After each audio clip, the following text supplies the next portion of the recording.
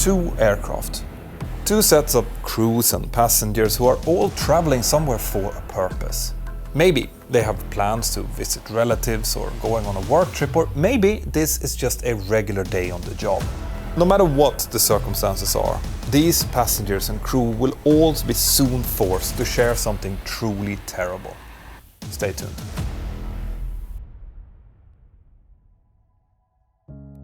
The 1st of February 1991 was a nice crisp day in California, United States.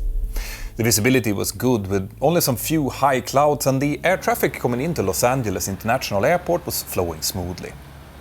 As the afternoon went on, the air traffic controllers in the tower went about their duties like on any other day, and nothing seemed out of the ordinary. Los Angeles Airport, or LAX as I will refer to it here, was already back then a sprawling, huge airport with 4 active runways. Now, at LAX, the controllers operated a bit differently than in other US airports, in that all of its runways could be used simultaneously for both takeoff and landing, whilst the other airports normally assigned some runways for takeoff and others exclusively for landings. The fact that LAX didn't do that meant that the workload in the tower could at times be quite high, but this afternoon it was relatively calm with only a quite moderate flow. On that same day, a Fairchild Metroliner from Skywest Airlines was scheduled to operate several short flights within California. Eventually, there was a crew change at Inyokian Airport, where the 2 new pilots took over the aircraft and then initially flew it over to Los Angeles. They then continued operating to Fresno and then back to Los Angeles again, where they, around 17:30 local time, were finally getting ready for a flight over to Palmdale. This Metroliner had seats for up to 19 passengers, and since it was operating under FAR Part 23 commuter regulations, it was allowed to operate with only 2 pilots and no cabin crew. So on this leg over to Palmdale, there were 10 passengers and 2 pilots on board, and they were using call sign Skywest 5569. The Metroliner was a great little aircraft, powered by 2 turboprop engines on a low-mounted wing, and even though it had a pretty tall landing gear, the whole aircraft was still pretty low, especially compared to a Boeing 737, and that will become important later on in this story. The other thing that is worth mentioning here was its external lighting. It consisted of a standard green and red navigation light on each wing, together with white flashing strobe lights on the wings and tail, a white nav light also on the tail, and a red anti-collision light mounted on the top of the tail fin. This anti-collision light had a brightness of 100 candles, or 1257 lumen, which was about 4 times weaker than the current standard was back in 1991, but since this aircraft had been certified back in the early 1970s, it was still approved. Another peculiarity with this anti-collision light was that it was partly obscured by the rudder cap, meaning that it was hard to see at angles of around 5.4 degrees above and behind it. Now, on top of all of those lights that I just mentioned, there were also forward-facing landing lights, taxi lights, as well as a couple of ice-detecting lights that was illuminating the wings. All of this aircraft lighting basically had 2 primary purposes. The first was just like headlights on a car to illuminate where the aircraft was going when it was taxiing, landing and taking off, and the other, more important purpose was to make sure that the aircraft was visible to other aircraft as well as to air traffic control. But this was primarily something that was thought of as being important when the aircraft was airborne. On the ground, only certain parts of this lighting, like the taxi light, nav lights and anti-collision light, was normally used in order to not blind other traffic around. Whilst the Skywest pilots were working on helping their passengers to board, another aircraft, a Boeing 737-300 from US Air, was already airborne and inbound towards Los Angeles. It had started the day in Syracuse and was heading to its final destination in San Francisco, with intermediate stops in Washington, D.C., Columbus, Ohio and Los Angeles. There had been a scheduled crew change in Washington, where the current pilots had taken over, and since the captain had flown the first leg to Columbus, the first officer was now pilot flying on flight 1493, and they had 83 passengers on board. The day had been running really smoothly so far, and the 2 pilots were in a great mood as they continued their roughly 4 hours and 40-minute flight at a cruise altitude of 35,000 feet. The captain was 48 years old and was very experienced, with a total time of 16,300 hours, of which 4,300 had been flown on the Boeing 737. He had upgraded to the captain position about 6 years before this flight and was very comfortable in his role. The first officer was 32 years old and had just over 4,300 hours of total time, 982 of which had been flown on the 737. He had previously been flying on Learjet before getting hired by US Air just over 2 years prior. The pilots were joined by 4 cabin crew members, and one of them had, during the boarding, stopped at the overwing exit and asked a passenger that she saw was very young whether he would be able to fulfill the duties of an able-bodied person in case of an evacuation. Now, an able-bodied person is someone who will be able to assist the cabin crew with things like opening emergency exits, potentially helping other passengers in case it would be needed in an emergency. And only people who are able to do so can be seated next to emergency exits. In this case, the passenger responded that he was 17 years old and thought that he would be able to do it. Now, when she heard this, the cabin crew agreed, but still decided to brief him and the other passengers about how to operate the emergency exit, something that wasn't standard actually back then. Keep that in mind. Now, most of you are probably quite familiar with the Boeing 737 already, but for those of you who aren't, the 737-300 is a twin-engine jet aircraft with a passenger capacity, in the case of US Air, of 128. And from a technical standpoint, this was a very modern aircraft at the time, and this particular individual was 6 years old with largely original interior panels and furnishings. There were no technical defects recorded on it, but one thing that's worth pointing out here is that in 1985, new rules concerning the fire retardant properties of furnishings in aircraft had been implemented. These new rules required that the materials used in new aircraft had to be very flame retardant, but this aircraft was manufactured just before these rules came into place. Now, it did have a partial refurbishing in 1989, but most of the overhead bins and the interior walls were still made from the original materials.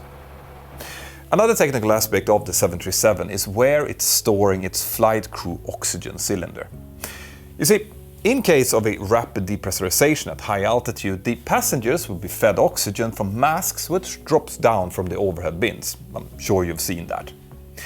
These masks are connected to oxygen generators who, through the combination of chemicals, will produce oxygen for around 13 minutes or so.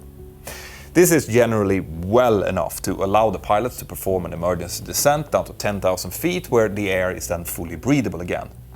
But the pilots does not get their oxygen from an oxygen generator. Instead, their masks are fed from an oxygen cylinder which is located under the cockpit just forward of the front cargo hold, and this oxygen cylinder will soon play an important part.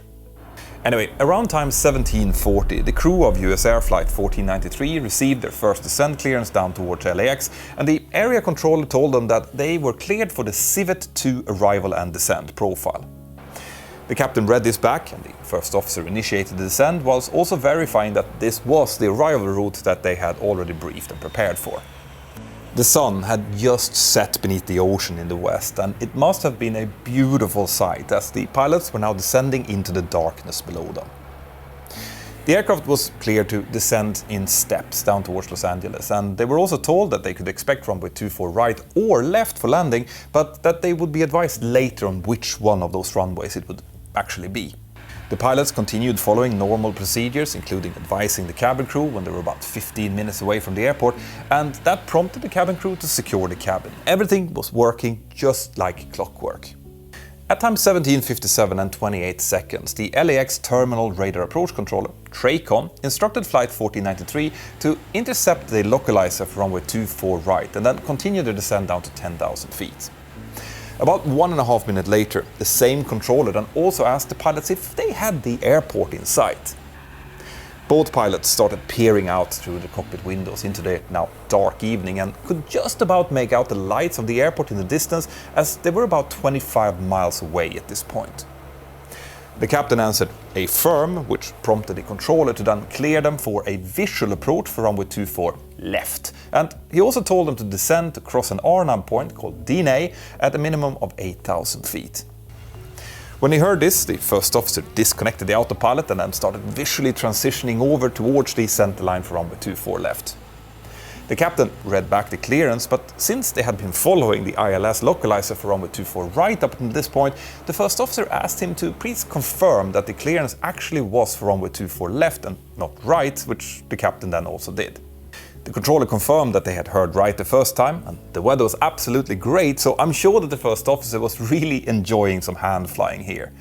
I often disconnect a bit further out myself when the conditions are right to actually feel and enjoy the aircraft a bit. It's part of what makes this job so fun. Now the two runways ahead of them were at the same distance, so even though there was no instrument landing system active for runway 24 left, the first officer could still use the glide slope indicator for the other runway as a way to help maneuver vertically. This had all of the hallmarks of a great approach, but what the pilots didn't know was that ahead of them, several now very unfortunate circumstances were starting to align with each other, and I'll tell you all about that after this. Have you ever been in a situation where you're somewhere overseas, desperately trying to access some crucial online service only to be met by a blocked website? Well, if you haven't, then good for you, but I certainly have, and that's why I'm using NordVPN, today's sponsor. With Nord, I can just change my IP location virtually to basically anywhere in the world with just a click of a button and still receive great internet speeds thanks to their over 6,000 servers. We have lately noticed that my merch store doesn't show all of our articles in certain countries, but that can be quickly sorted out with Nord. The same goes for finding cheaper plane tickets, hotels or even rental cars by just trying from different countries' servers. Lately, Nord has also outgrown their VPN hat and turned into a powerful cybersecurity service which can block annoying ads, stop phishing attempts and even pre-scan files for malware before you download them. Now, if this has piqued your interest, then go to nordvpn.com/pilot to receive 4 free months when you sign up for the 2-year plan. And remember, you can test NordVPN completely risk-free for up to 30 days and then receive a guaranteed refund if it doesn't meet your needs. Thank you, Nord. Now back to the video. At the same time as the US Air Boeing 737 was lining up on a long final, Skywest Flight 5569 had received their departure clearance and started up their engines. As they started taxiing out towards their departure runway, 24 left, the first officer completed the safety briefing with the passengers since there was no cabin crew on board. The aircraft proceeded from Terminal 6 via the north route to Gate 32 and then towards the holding point for runway 24 left. But because the Metroliner was a relatively small aircraft, they wouldn't need to taxi all the way down to the end of the runway for departure. Instead, they were planning to use what's known as an intersection takeoff position further up on the runway. We pilots often do this to minimize taxi time, and it's perfectly safe to do so as long as the performance has been calculated with that in mind. Now, at this point, we also have to start talking a bit about the air traffic controllers who were working this night and the way that they were dealing with the traffic. LAX had, like I mentioned before, 4 runways, and they were divided into 2 sets of parallel runway pairs. Runway 24 right and left made up the northern pair, and runway 25 right and left the southern. In between the runway pairs, the main terminal buildings were situated, and just to the east of them, the air traffic control tower. Inside the tower, there were 6 controllers working this afternoon. 4 fully qualified controllers, 1 developmental controller handling one of the ground frequencies, and 1 area supervisor.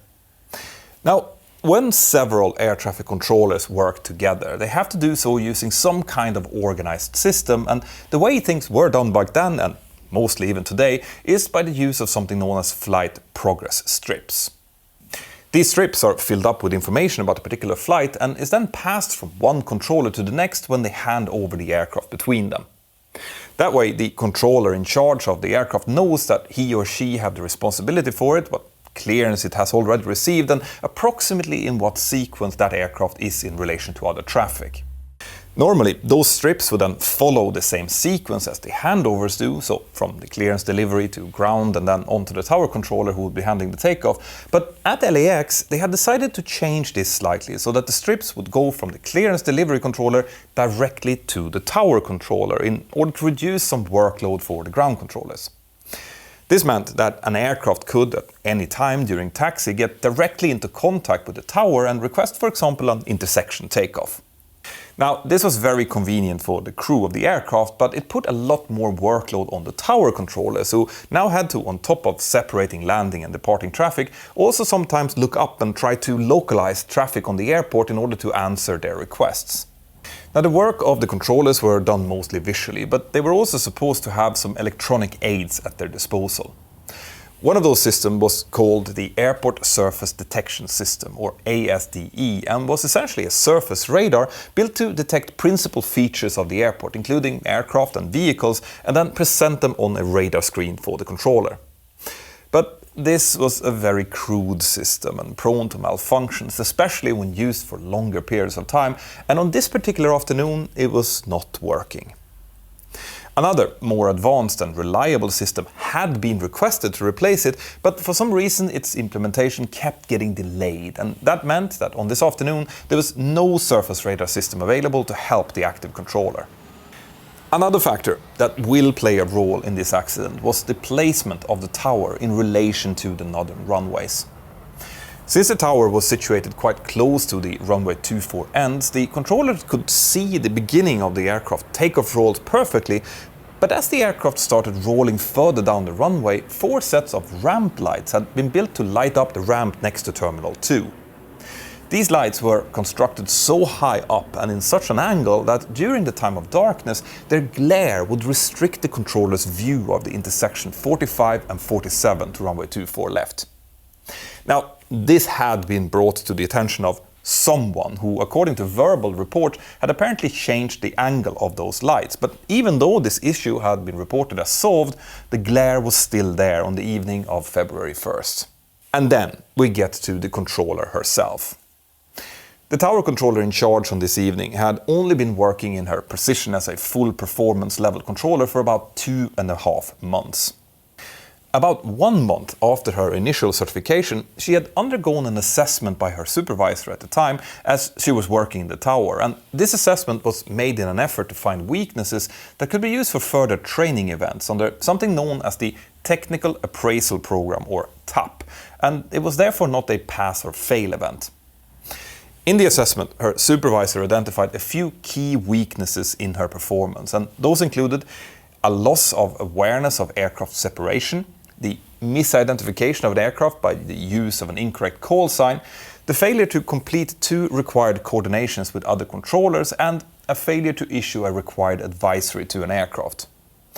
These deficiencies was then debriefed with the controller after the check, but no other remedial action was taken, like extra training, for example, partially because the supervisor was unsure about how the TAP program was actually supposed to work. When Skywest Flight 5569 had taxied about halfway towards their departure point, they were shifted over to a new ground controller frequency. The first officer advised this new controller that they were number 2 on taxiway Tango behind an Aeromexico aircraft ahead. The new controller acknowledged this and told them to hold position initially, and then, whenever ready, turn right onto Tango, and then at 45 transition to uniform and hold. 45 in this case was an intersection with runway 24 left, and as it turns out, it would suit flight 5569 perfectly as a starting point for their takeoff. The first officer read back the clearance, and then the Metroliner continued to taxi with the pilots inside completing their pre-flight takeoff procedures. Intersection 45 was situated just beyond the touchdown markings for runway 24 left and within the touchdown zone. It was also one of the intersections that were affected by those glaring light poles sticking up between the tower and the intersection. At time 18:03 and 38 seconds, the first officer in the Metroliner was advised to contact the tower on frequency 133.9. He did so, and when he called up, he advised the tower controller, Skywest 569, at 45, we'd like to go from here if we can. The tower controller responded and told them to taxi up to and hold short of runway 24 left, which the first officer acknowledged. Now, so far, nothing was out of the ordinary here, and everything was still under control. The Skywest crew was getting ready for an intersection takeoff like they almost always did at LAX, and the controller was well aware of where they were and in what sequence they were in the traffic. As this was happening, US Air Flight 1493 was still on final and talking to the approach controller, so they didn't hear this initial conversation between the Skywest aircraft and the tower. Now, remember how I said that air traffic controllers are using flight progress strips to keep track of their traffic? Well, the tower controller did have a strip for Skywest Flight 5569, but the strip for another Metroliner, which was taxiing behind Flight 5569, had not been given to her due to an error by the clearance delivery controller. Remember that. Inside the cockpit of US Air Flight 1493, the approach was going well, and the two pilots were in a really great mood. They were about 7 nautical miles out and had just selected gear down since the controller had asked them to expedite the descent down to 4,000 feet due to crossing traffic above them. And the drag from the extended gear would allow them to increase their descent rate without increasing their speed, which is important when you're on approach. Once they had passed 4,000 feet, the approach controller thanked them for their help and then told them to contact Los Angeles Tower on frequency 133.9, which the captain also read back. After this, the first officer started asking for flaps to be extended, the speed to be reduced, and for the landing checklist to be completed. Remember, he was still hand flying here, and the captain did all of this before calling up the tower. This meant that the time that they would have on the tower frequency became a bit shorter, but it was still long enough since they hadn't reached the mandatory reporting point yet. At time 18:04 and 33 seconds, US Air Flight 1493 finally called up the tower controller and advised her that they were established on final inside of Roman, the outer marker position, about 5.3 nautical miles away from the runway. This call was received by the controller, but she never answered to it, and the reason for that was that she was now getting increasingly busy with a developing problem further down the runway. You see, just before Flight 1493 had called up, the tower controller had been dealing with an aircraft departing from runway 24 right, and just after that she was trying to reach another aircraft which was due to cross runway 24 left further down on the runway. But the pilots in that aircraft had managed to switch over to another frequency, which meant that the tower controller couldn't get a hold of them. As she was continuing to try and reach this aircraft, she also made a call to Skywest Flight 5569 and she told them to taxi into position and hold runway 24 left, traffic crossing downfield. The first officer of Flight 5569 read back that clearance, released the brakes and then started lining up on the active runway. Now, another important detail here is that the standard operating procedures in Skywest at the time instructed the pilots to only turn on their landing and strobe lights once the takeoff clearance had been received. This meant that as the Metroliner was now lining up, the flashing strobe lights on the wings and tail was not yet activated. As the Skywest aircraft started moving, the tower controller continued to try and reach the other aircraft to get them to cross the runway before the traffic situation made it impossible. At the same time, another aircraft, Southwest Airlines Flight 725, which is Boeing 737, came onto the frequency and told the controller that they were ready in sequence, meaning that they could accept the takeoff clearance whenever it was possible. The tower controller told them to continue taxiing down towards the holding point for runway 24 left and to hold position there, as they would get to follow the Metroliner in front of them after that.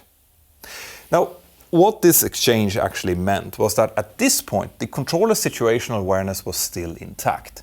She knew that Skywest Flight 5569 was on the runway awaiting takeoff clearance here. But now, as you can see, things are starting to become more complicated, as she was still trying to get into contact with that aircraft needing to cross the runway. At time 18:05 and 9 seconds, the missing aircraft finally came back onto the frequency and apologized for having messed up earlier.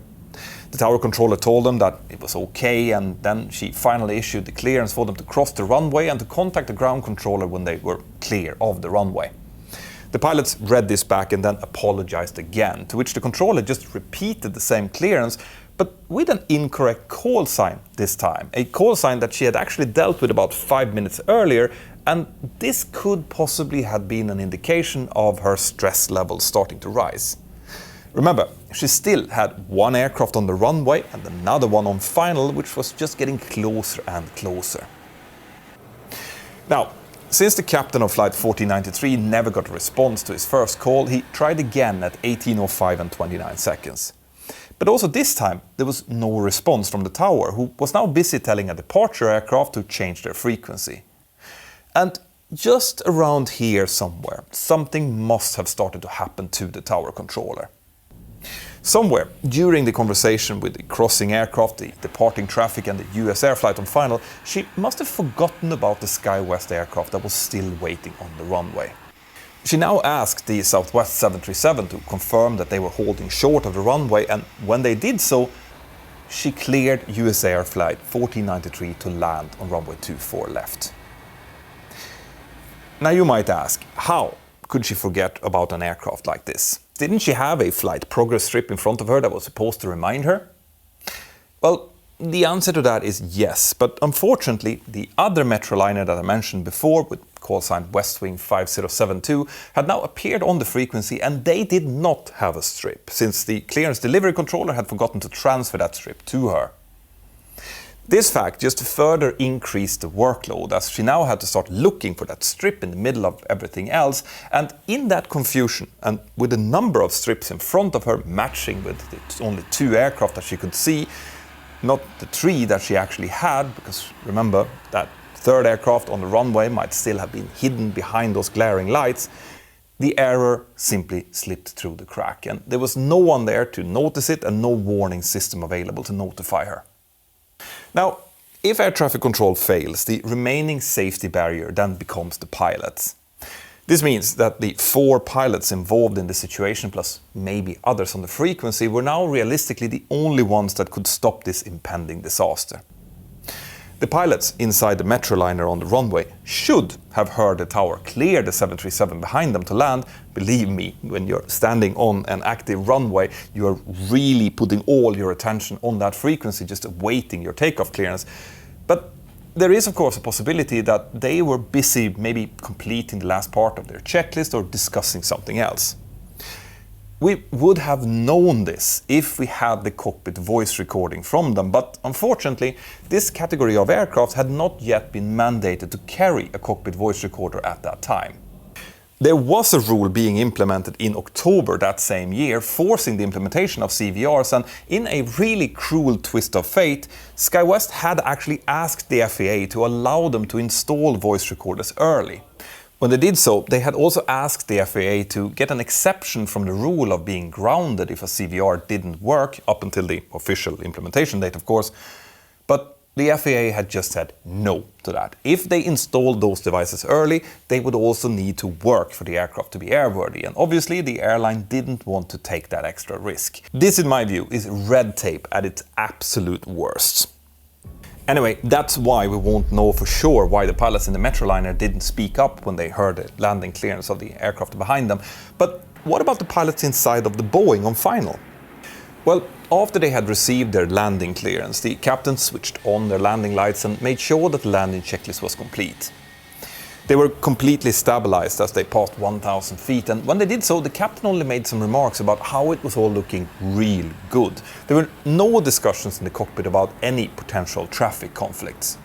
Now, that could have been because the Metroliner had only been cleared to taxi into position and hold less than 10 seconds after the 737 had joined that same frequency, meaning that that call, or the significance of it, might have been missed. There were also a lot of other calls around that same time, and the phraseology taxi into position and hold is somewhat ambiguous and could potentially refer to several different things. So there is a possibility that it didn't raise the type of awareness that a clear line up and wait clearance would have done. That's, by the way, why we today are very careful with using the exact phraseology intended for line up and takeoff clearances. But this still doesn't explain why the 737 pilots didn't see the Metroliner on the runway in front of them. The weather was fine and the visibility was great, even though it was completely dark at this point. But here another sad fact comes into play, one that I have already mentioned earlier on. Remember how Skywest had as a procedure to not switch on those strobe lights until they had received their takeoff clearance? Well, what that meant was that the most conspicuous part of their aircraft lighting was now not activated.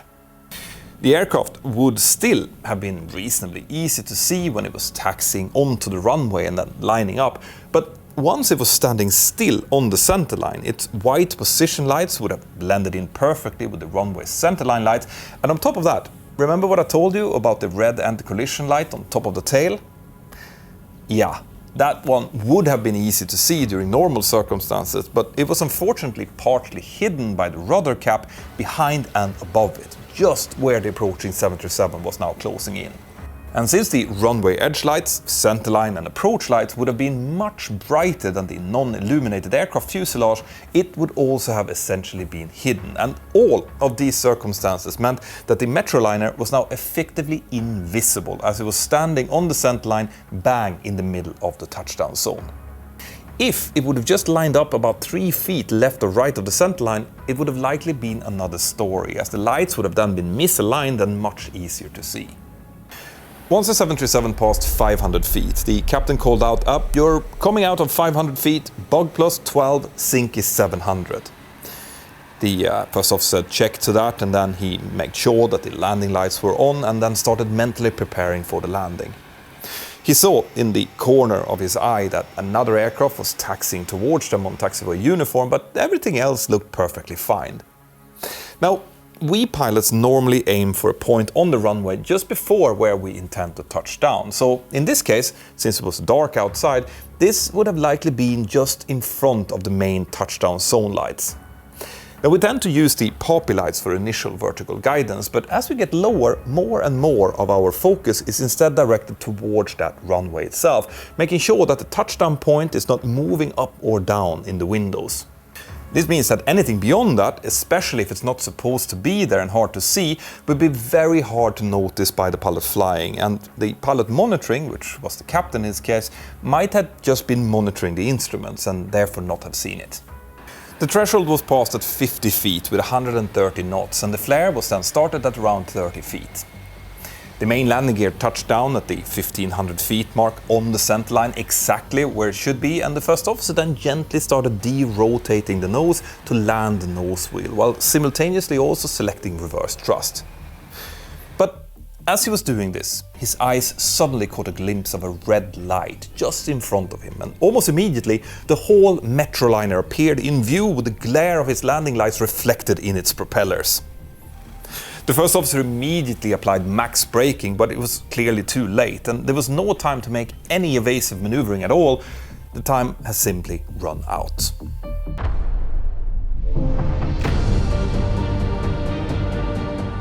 At time 18:06 and 59 seconds, US Air Flight 1493 collided with Skywest Flight 5569 just a beam into section 45 on runway 24 left. The collision happened just as the nose gear of the 737 was touching down, with the main brunt of the impact hitting the lower left side of the Boeing's nose, causing a huge fireball. Since the Metroliner was substantially smaller and lower than the 737, it got completely crushed underneath the weight of the Boeing, which now started dragging the twisted wreckage along the runway. The nose gear of the Boeing soon collapsed, meaning that all directional control was instantly lost, and the sparks from the initial collision quickly ignited the fuel from the Metroliner, whose main body was now completely mangled on the left side wing of the 737. It is likely that all occupants of the Metroliner perished almost immediately from the initial collision, but inside of the Boeing, people were still alive. They had just noticed a seemingly normal landing, followed by abrupt braking and then a strong jolt as the impact happened. This was then immediately followed by severe vibrations, a strange clear orange glow outside of the windows, as well as heat and smoke that quickly started coming up from below the floor. When the cabin crew first saw this, the two that were seated in the rear of the aircraft unbuckled their seatbelts to start getting ready for what they assumed would be an immediate evacuation. And so did several passengers. But the problem here was that this accident was still not over. The two aircraft were still moving at a considerable speed, and since the pilots now had no way of controlling the trajectory, the flaming wreckage soon left the runway and careened over towards the left, where they crossed two taxiways before finally crashing into an abandoned fire station. As that happened, the two aircraft obviously came to an immediate stop, meaning that all of those people who had unbuckled their seatbelts now flew forward and into their seats, aisles and bulkheads. This is the reason why you need to keep your seatbelt fastened until we pilots turn off the seatbelt sign or the cabin crew tells you to. Fortunately though, the two flight attendants that had unbuckled themselves didn't hurt themselves badly and were able to reasonably quickly come to their senses again. The impact with the building had completely mangled the forward left part of the cockpit, likely killing the captain immediately. And the fire that was now raging below the fuselage soon got into contact with the crew oxygen cylinder that I mentioned before. That cylinder had likely been damaged in the initial impact and now started spewing pure oxygen into the fuel-fed fire, drastically increasing its intensity. Black smoke was now quickly filling up the cabin, making the evacuation both more urgent and harder to do. And the fire, which soon also entered the cabin, could spread relatively easy in the older type overhead bins and wall panels. The flight attendant in the front managed to soon open the forward right door, but the main evacuation route quickly became the overwing exit on the right-hand side away from the fire. The back left door had been partially opened with the slide deployed by the eager cabin crew while the aircraft was still moving, meaning that it was now inoperative. And the back right door was being used, but that area soon filled with dense black smoke. Now, remember that emergency briefing that the flight attendant had done with the 17-year-old boy sitting next to the overwing exit? Well, it now turns out that this briefing likely saved several lives, as the passengers clearly remembered what they had to do and therefore quickly got that door open. Unfortunately though, one passenger who was sitting in that emergency row froze from pure fear, impeding the speed of the evacuation, and on top of that, 2 other passengers at some point started fighting in front of the exit, slowing it down even further. This, together with a slightly damaged seat in front of the exit, meant that some passengers and one cabin crew who was trying to help them sadly didn't have time to exit before they were overcome by the smoke. Out of the 83 passengers and 6 crew on board the 737, 22 perished and 13 received serious injuries. On top of that, all 12 passengers and crew on board the Metroliner had also perished, meaning that the total death toll with this horrible accident actually rose to 34, with 1 more added a few days later as a passenger died from his injuries. Now, in the tower, the controllers had immediately hit the accident button as soon as that first fireball was seen, but initially there was quite some confusion about what had actually caused it. The fire brigade quickly arrived to the scene and did an absolutely outstanding job.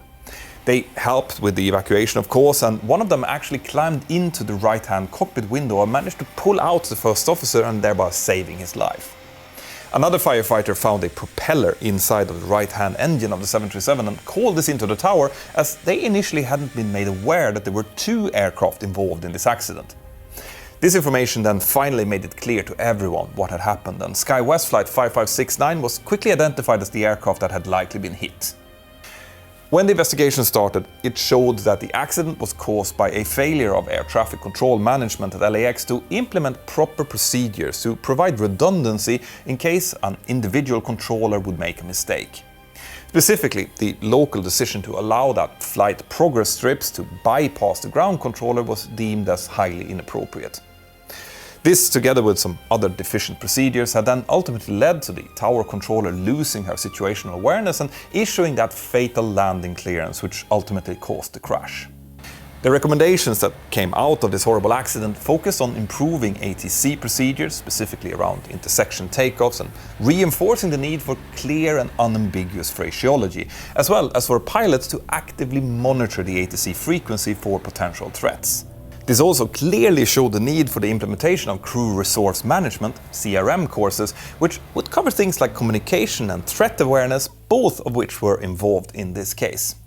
It was also later found that the captain of the US Air aircraft had been using off-the-shelf medication without clearing that with his AME, and even though that had no impact on this accident, it was recommended to further highlight the potential dangers of doing this to the pilots out there.